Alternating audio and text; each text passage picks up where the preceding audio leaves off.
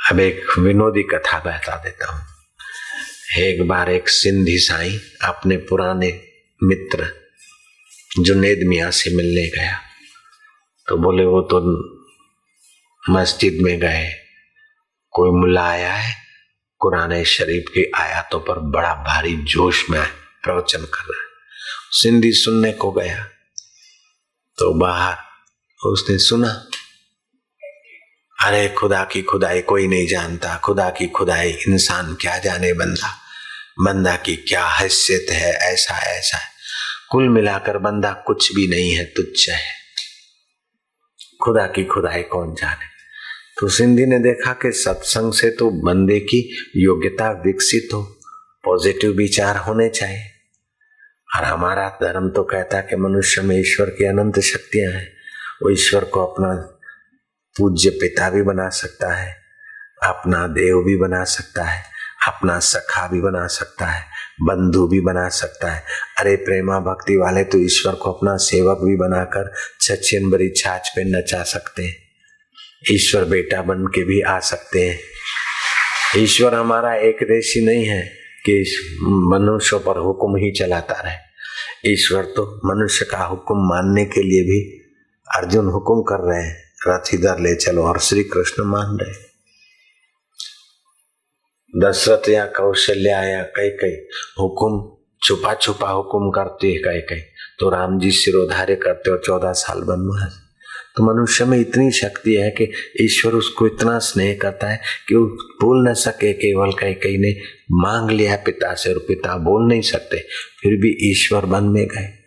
तो धर्म तो ये कहता है कि आप ईश्वर के इतने निकटवर्ती हो कि आपके लिए ईश्वर सब कुछ बनने को तैयार है, क्योंकि सब में व्यापा है। आपका भगवान ऐसा नहीं कि कोई साथ में रस पे बैठा और किसी को भेजकर दुनिया चला रहा है और खुद आने में उसकी भगवान की भगवान पर न भाग जाएगा।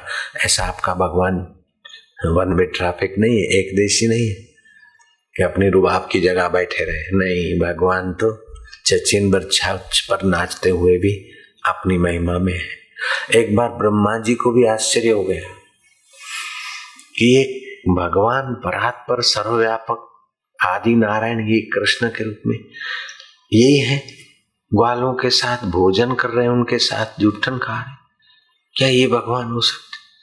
वो भोजन जिम रहे थे, गाय कुछ दूर चली गई, ब्रह्मा जी ने अपने सामर्थ्य से गाय अपहरण कर ली। ग्वाल खोजने गए, गाय नहीं है, कृष्ण को बोला जाओ दूर तक खोजो। तो उन ग्वालों को भी ब्रह्मा जी ने अपने बल से अपहरण कर। जैसे भूकंप हुआ तो कितना सारा मकान और लोग अपहरित हो गए, चले। तो वो सामर्थ्य है ब्रह्मा जी के सृष्टिकर्ता का। श्री कृष्ण ने देखा कि सारे के सारे गायब कैसे हुए। ओ, उस बूढ़े को मेरे पर शंका आ गई कि मैं नारायण हूं कि नहीं, भगवान हूं कि नहीं। ठीक है, श्री कृष्ण ने योग बल से जितनी गाय, जैसी गाय थी ऐसी बना दी सबको, और ग्वाल भी बना दी, और घर भी। मनुष्य का 1 साल बीते, ब्रह्मा जी के थोड़ी घड़ी। ब्रह्मा जी ने देखा कि लड़के गाय तो मेरे पास, ये फिर उतने के उतने कैसे बन गए। ब्रह्मा जी को मानना पड़ा कि ये दिखने वाले नन्हे मुन्ने ये साक्षात परब्रह्म परमात्मा है। चचिन भरी छाछ पर नाचते तो भक्त अहम भक्त पराधीना, कैसे है हमारे भगवान भक्तों के पराधीन हो जाते।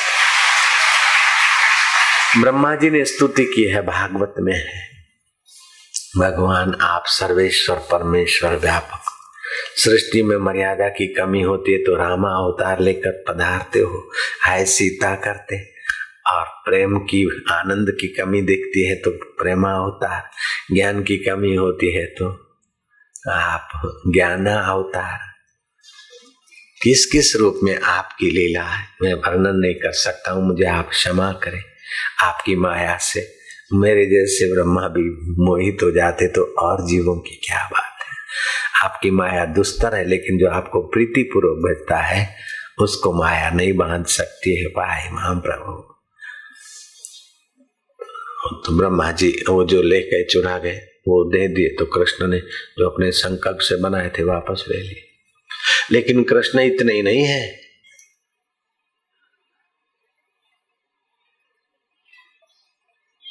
वो राजा ने कन्याओं को कैद कर रखा था, उन्होंने अब उनसे छुड़ाया तो कहाँ जाए कि श्री कृष्ण आपको छोड़कर हम कहाँ जाए।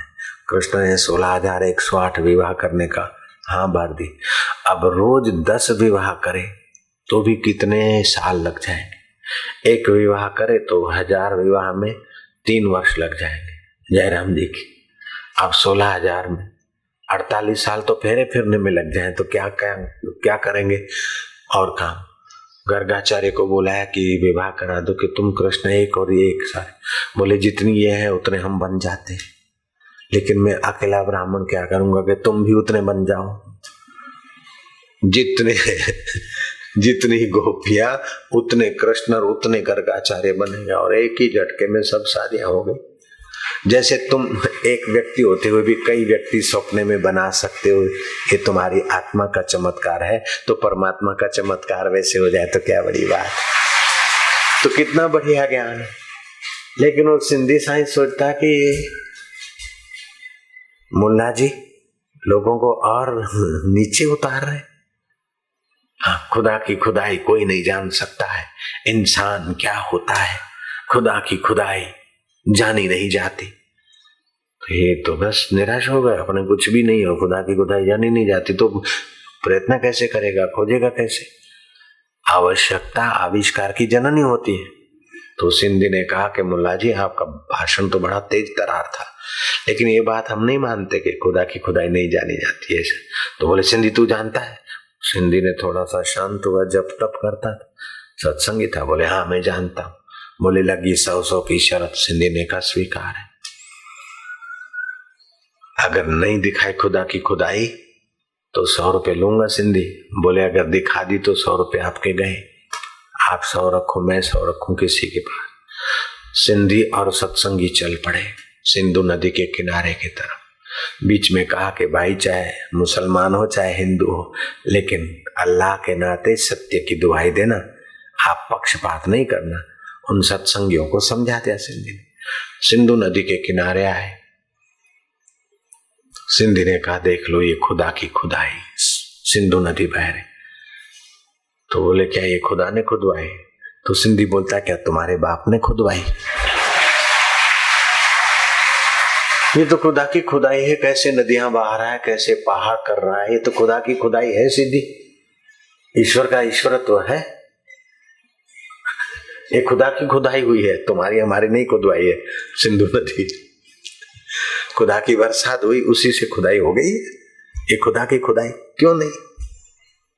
एक बूंद पानी से रजवीर से मनुष्य बनता है, ये खुदा की खुदाई। रात को सपना देखता है, खुदा की खुदाई हृदय में, ये खुदा की खुदाई है। तभी तो एक पानी की बूंद और मुल्ला जी बन गई और सेठ जी बन गई, ये सब खुदा की खुदाई है। और खुदा की खुदाई चाहती कि ये खुदा की खुदाई को जानकर खुदा की शरण होके खुदा को खूब अपना बनाकर मुक्त हो जाओ। अच्छा बोले सिंधी अगले जुम्मे आना, ये 100 रुपया देखो तुम। बोले कोई बात नहीं, आप जैसे मिल जाए तो हमारे को। तो अगले जुम्मे आए और मुल्ला जी ठोक रहे थे, धरती का बीज कोई नहीं जानता, आसमान के तारे कोई नहीं जानता। सिंधी ने पकड़ ली बात। सिंधी ने बोला मैं जानता हूं। बोले लग गई शर्त। बोले लगी 200 की। सिंधी बोलता है 400 की लगा ले यार। तो 100 तो पहले, 400 जाए तो 500 पूरे हो जाएंगे ना। पंज गंज थी ना मुल्ला। लगी 400 की शर्त। बताओ, सभा खड़ी हुई। धरती का बीज कोई नहीं जानता, सिंधी जानता है तो बताओ। सिंधी ने बराबर वहां एड़ी ठोक दी। बोले ये धरती का बीज। धरती एक गोला है, जहां आप हाथ रख दो चारों तरफ से नापो तो वो बीज होगा। जैसे कृष्ण, पृथ्वी एक गोल बाल है और जहां उंगली रख दो बाल का बीज हो गया कि नहीं। एक बॉल है, बॉल वॉलीबॉल। वॉलीबॉल का बीज क्या है कि जहां आपने उंगली रख दी वो उसका बीज हो गया। आसमान में तारे कितने कोई नहीं जानता। सिंधी ने कहा गाय बुलाओ। गाय लाई। बोले जितने गाय के बाल हैं उतने आसमान में तारे, तुम गिन के आओ, अगर कम ज्यादा हो तो 400 मेरे तरफ से ले जाओ। मुल्ला कहता है लेकिन एक बात ये भी है, इंसान के मन की बात कोई नहीं जानता। सिंधी ने कहा ये सवाल भी 400 में दे दूंगा, इंसान के मन की बात भी जानते। बोले कैसे? अगर जानते हैं तो बताओ। मुल्ला ने देखा आज सिंधी का बच्चा फंसा मुर्गी डब्बे में, बकरी डब्बे में। मैं बोलूंगा मेरे मन की बात, तुम बताओ, और सचमुच में बता भी दी तो मैं ना बोल दूंगा। फिर क्या करेगा सिंधी? अपने तो 400 लौटेंगे। इंसान के मन की बात कोई नहीं जानता।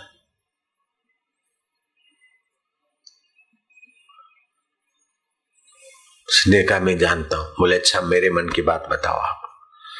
सिंधी ने कहा मुल्ला जी आपके मन में ये कभी नहीं आता कि इस नगर का राजा मर जाए? अगर आता है तो हाँ बोलो तो मैं पुलिस को अभी बुलाता हूं।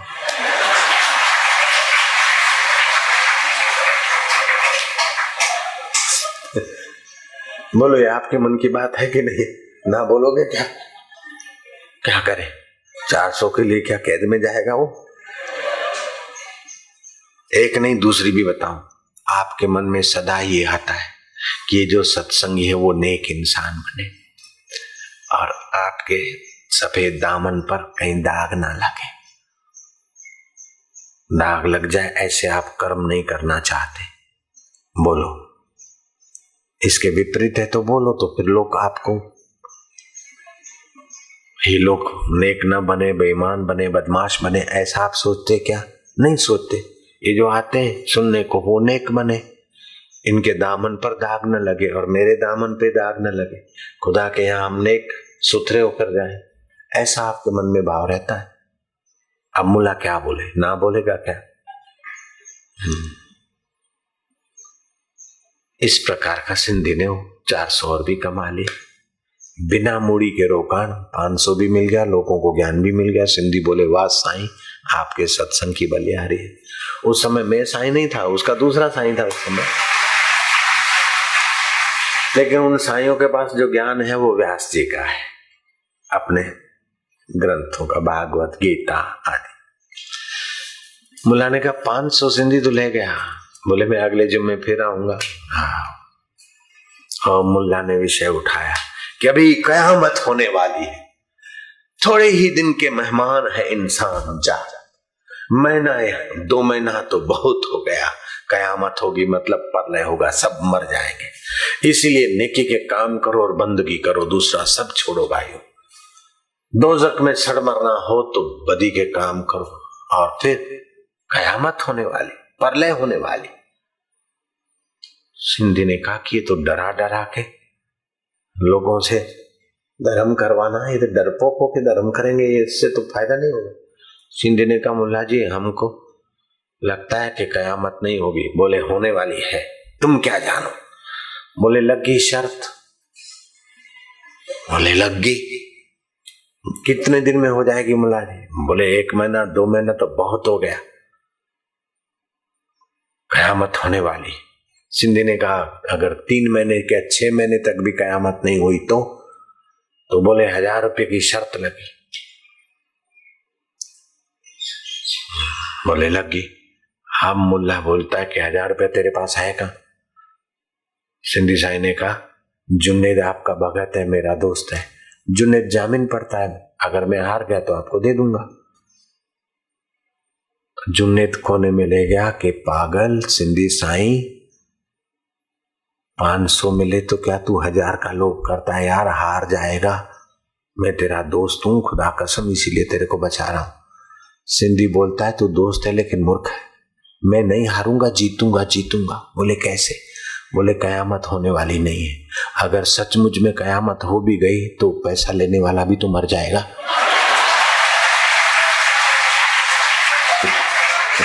प्रलय हो गया तो वो लेगा कैसे? और नहीं हुआ तो मेरा 1000 तैयार है, तू जामीन पढ़ ले, मैं तेरे अपनी 2 भैंसें तेरे को दे दूंगा, 100 वाली भैंस, वो सामान्य 100 रुपए में भैंस बढ़िया मिलती, और दुकान में भी है, मेरी पत्नी की चूड़ियां भी है और भी है, तेरे को तो पता है, ठुंड ठका भी है तेरी भाभी का, वो दे दूंगा। हाँ बोल दे। उसने हाँ बोल दी। महीना, 2 महीना, 3 महीना, 4 महीना, 6 महीने के बाद मुल्ला है। मुल्ला जी सलाम अलैकुम। कयामत नहीं हुई, तुम भी जिंदे हम भी जिंदे और हमारा 1000 रुपया भी जिंदा है, लाओ। मुल्ला कहे तो वाह सिंधी साहब, अब आप अपना खुश रखो, मेरे को अपना करने दो धर्म प्रचार। सिंधी ने कहा जो आपकी मर्जी।